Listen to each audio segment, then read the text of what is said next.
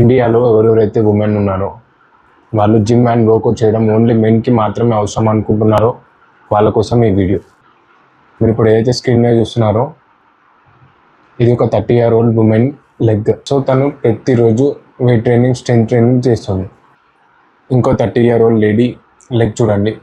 So తినైతే జిమ్కి వెళ్ళడం కానీ వర్కౌట్ చేయడం కానీ ఏమీ చేయదు. నేను నెక్స్ట్ చెప్పేది విని మీరు ఎలా రియాక్ట్ అవుతారు.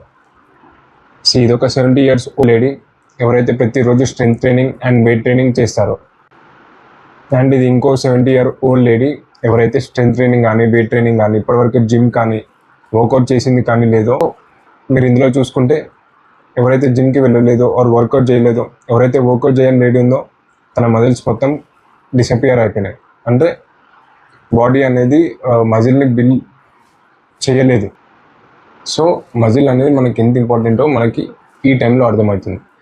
మజిల్స్ అనేవి మనకి కూర్చోడానికి, నిలబడడానికి కూడా చాలా, ఎప్పుడైతే మనం అది ప్రాపర్గా ఫంక్షన్ అవ్వనప్పుడు మనం వాళ్ళ మీద వీళ్ళ మీద డిపెండ్ అవ్వాల్సి వస్తుంది, సపోర్ట్ తీసుకోవాల్సి వస్తుంది, వేరే వాళ్ళ సపోర్ట్ తీసుకొని మనం.